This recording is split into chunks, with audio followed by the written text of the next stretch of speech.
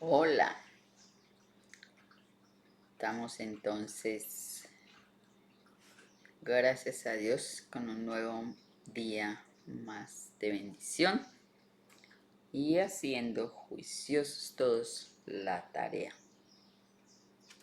Y nos ubicamos entonces en el capítulo 10 del libro de Lucas y vamos a leer el versículo 30.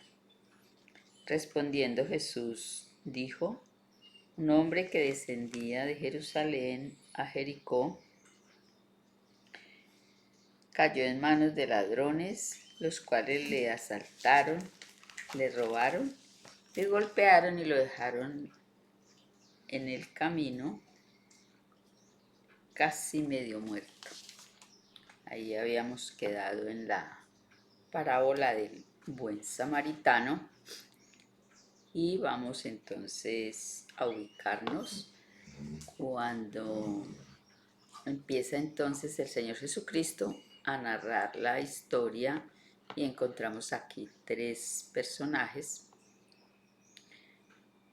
Uno de ellos era un escribano de la ley, el otro era un levita y el otro era simplemente un samaritano.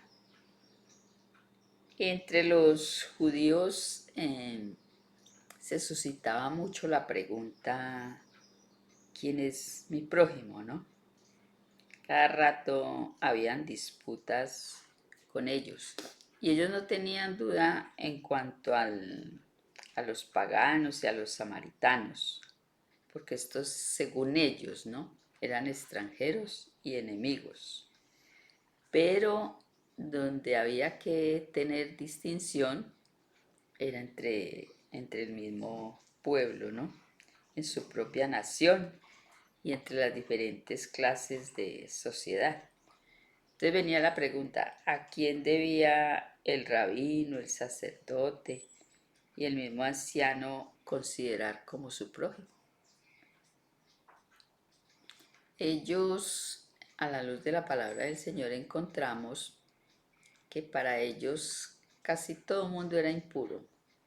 Eso es como cuando nosotros hemos conocido de la palabra de Dios y estamos en una luz diferente a otra.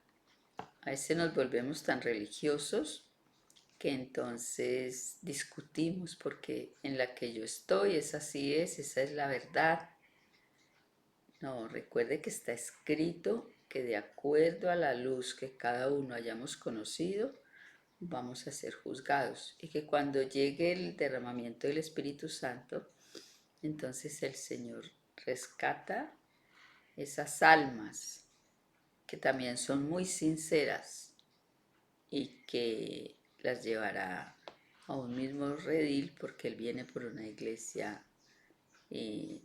con las características y el carácter del Padre Celestial, de Dios, de su Hijo, y una iglesia que haya sido siempre guiada entonces por el Espíritu Santo, un pueblo, un rebaño.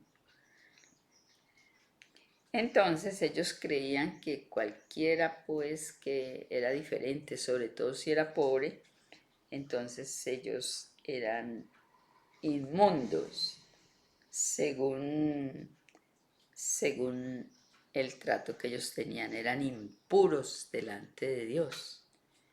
Y recuerde que la impureza delante de Dios no es la física, sino la del corazón. Está escrito que de la abundancia del corazón habla la boca.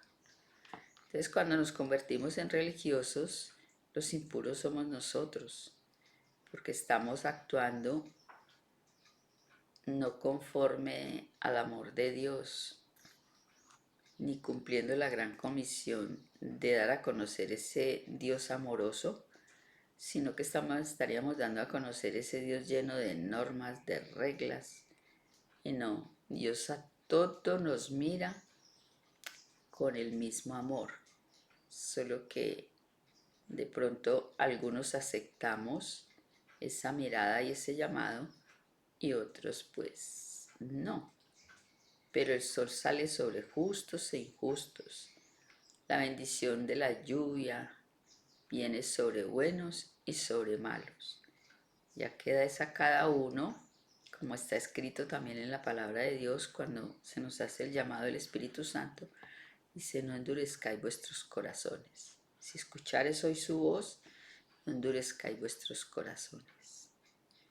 A aquellos que siempre haremos mucho énfasis en ellos, que una vez estuvieron en los caminos de Dios y ya no están. Si escuchares hoy su voz, no endurezcáis vuestros corazones. Regresa al redil, dice el pastor, regresa, el pastor divino Jesucristo, ¿no? Regresa, hijo mío, a mi senda, que sigo cubriéndote con el mismo amor. Si nos arrepentimos entonces sinceramente y nos apartamos a seguir entonces a la senda de Dios. Los fariseos y los sacerdotes gastaban cantidad de dineros,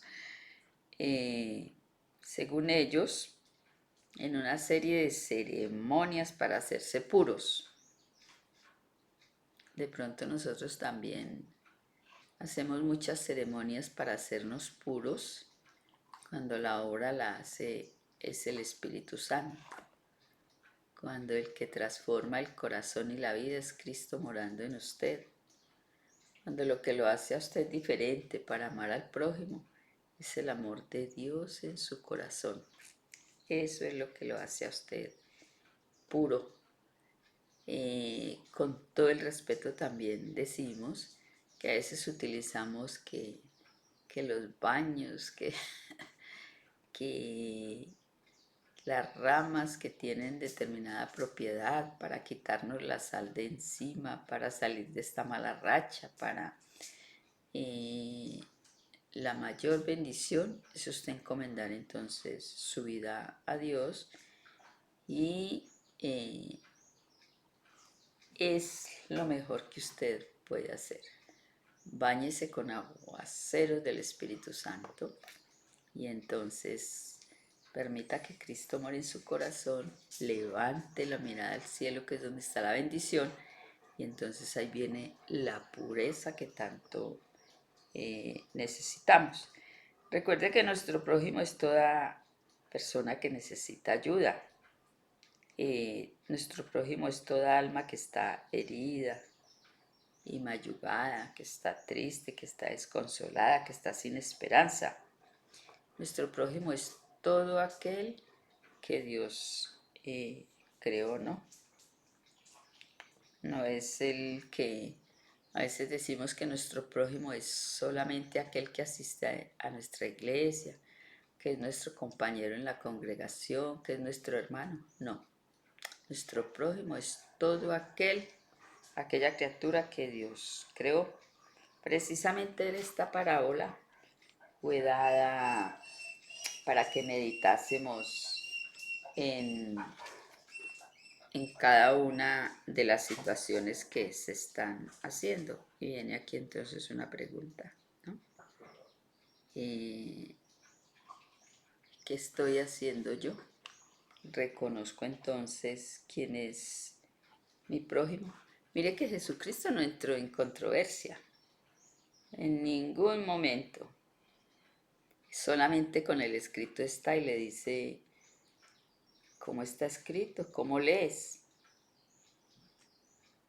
Porque siempre utilizaba el escrito está para hablar, y por eso le dice, le contesta: haz esto y vivirás. O sea, ama a Dios con todas tus fuerzas y a tu prójimo, y haz esto y vivirás. Aquí se nota que el doctor de la ley estudiaba bastante las escrituras, ¿no?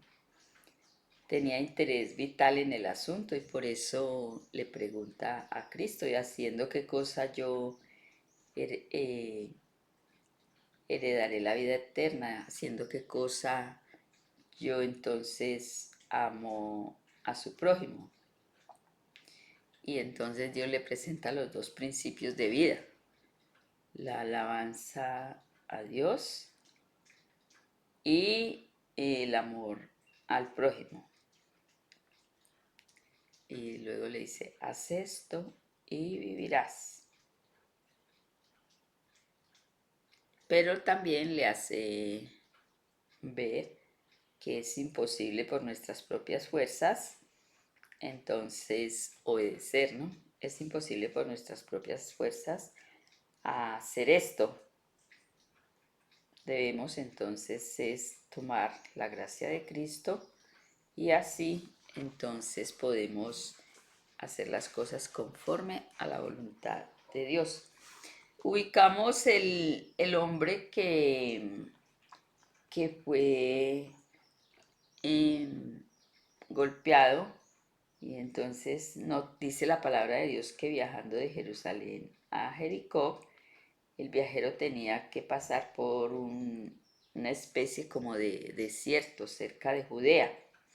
Y en el camino había una hondanada desierta y rocosa, y entonces allí era donde los bandidos se ocultaban, y allí era el escenario de estos actos de violencia. Y es precisamente en ese lugar donde fue emboscado, atacado, despojado de todo valor cuanto llevaba y dejado medio muerto a la vera del camino. Mientras yacía entonces en esa condición, pasa el primero personaje que dice la palabra del Señor, que era un sacerdote, un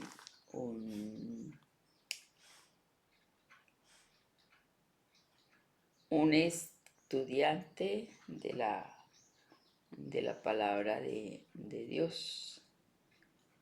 En el versículo 31, aconteció que descendió un sacerdote por aquel camino y viéndolo pasó del arco.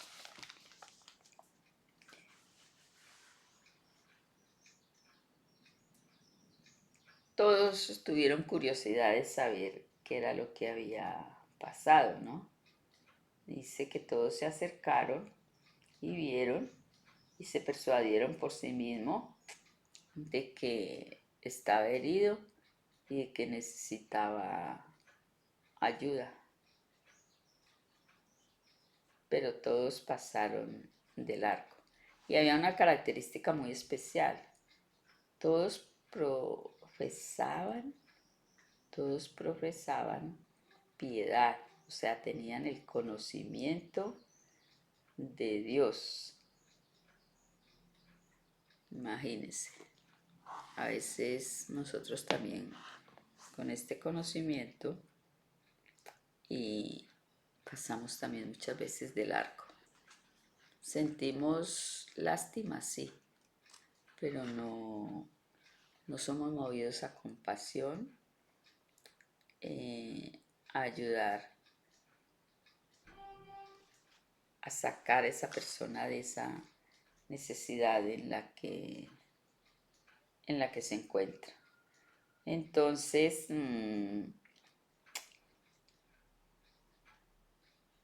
las palabras de Cristo eran definidas y al punto, que ellos entonces no pudieron encontrar una ocasión para atacarlo ni para criticarlo, sino que reconocieron en las palabras del Divino Maestro que ellos no habían cumplido lo que estaban predicando.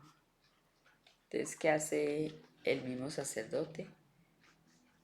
Pasa de largo, ¿no? Así pasa muchas veces con nosotros, ¿no? ¿Quién es mi prójimo? Vuelven y le preguntan y Cristo evita nuevamente entrar en controversia. Recuerde que los hechos son los que demuestran nuestra relación con el cielo. No entre en controversia, simplemente pidas la unción del Espíritu Santo para reflexionar a la pregunta que hoy debemos de hacernos: ¿quién es mi prójimo y cómo actúo hacia él? Dios bendiga su palabra.